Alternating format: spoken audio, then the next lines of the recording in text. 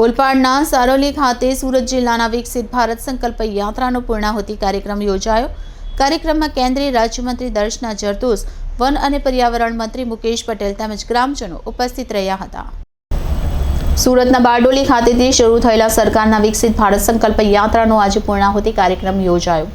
છેવાડાના માનવી સુધી સરકારની વિવિધ કલ્યાણકારી યોજનાઓના લાભોનું વિતરણ કરવાના ઉદ્દેશ્ય સહ ગામે ગામ ફરી રહેલી વિકસિત ભારત સંકલ્પ યાત્રાનો રથ ઓલપાડ તાલુકાના સરોલી ગામે આવી પહોંચ્યો હતો, જ્યાં સુરત જિલ્લાના 565 ગામોમાં પરિભ્રમણ કરી 566માં ગામમાં આવીને યાત્રાનું સમાપન થયું હતું।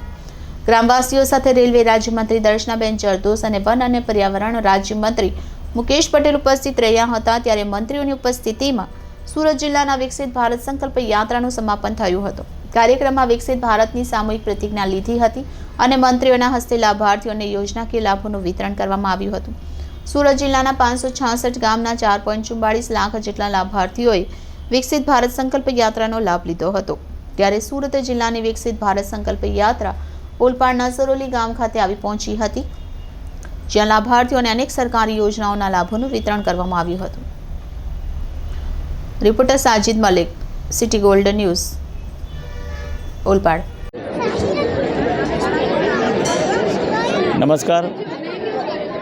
સમગ્ર ભારત દેશની અંદર વિકસિત ભારત સંકલ્પ યાત્રાની શરૂઆત દેશના વડાપ્રધાન નરેન્દ્રભાઈ મોદી સાહેબે ઝારખંડના ખૂંટી ગામેથી શરૂઆત કરી હતી।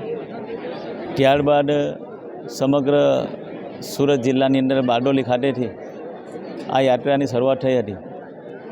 આજે આ યાત્રા ઓલપાડ તાલુકાના સરોલી ગામે સમગ્ર જિલ્લાની અંદર લગભગ 566 જેટલા ગામોની અંદર ફરીને અને ઓલપાડ તાલુકાની અંદર 97 જેટલા ગ્રામ પંચાયતમાંથી ફરીને આજે સમગ્ર જિલ્લાની આ વિકસિત યાત્રાનું સમાપન આજે ઓલપાડ તાલુકાના સરોલી ગામે થઈ રહ્યું છે।